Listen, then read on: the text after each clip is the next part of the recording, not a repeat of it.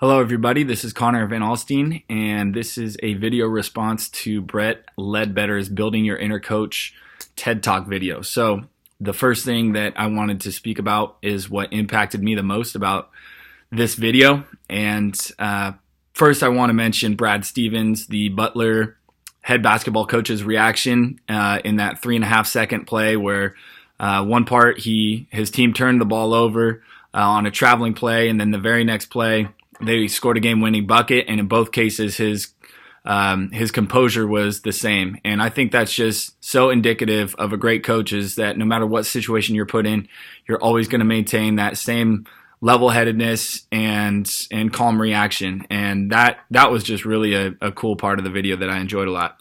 In a little more detail, though, I enjoyed hearing about turning results into learning experiences, because there's always something to learn out of any situation, whether it's positive or negative. So the end result, I enjoyed hearing that, if you don't do something well, if the end result isn't what you expected, that there's always something to learn. What can you do better? How can you end up succeeding at it? What are the steps that you have to take? Or as he mentions, the process of it. If you do something well and you are happy with the results, then what did you do well? How can you focus on making that a habit and continuing to do that kind of thing? So that was a really good takeaway from his talk.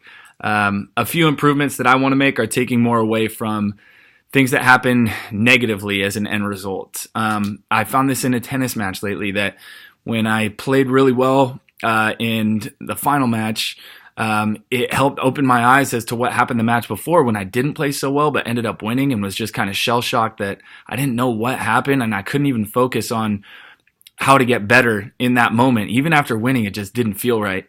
And then finally, after a match where I played really well and things went well, my partner and I did great, it opened my eyes as to what didn't go well the time before. But I need to bridge that gap. Instead of having two different matches and opportunities to win and try to figure out, what went well or what didn't, I need to know right then and there what didn't go well. How can I fix this? How can I get better in the now, in the moment, even when things seem like nothing is going right? And then lastly, I love focusing on the process and his point there. I think that is really a part of what creates great programs and great teams, is that it's not the end result. Everyone wants a championship, but how are you going to do it? How are you going to get there? How are you going to compile the pieces together where everybody forms a unit and accomplishes the goal collectively? So overall, good video, and I really enjoyed it, and look forward to hearing you guys' responses. Thanks.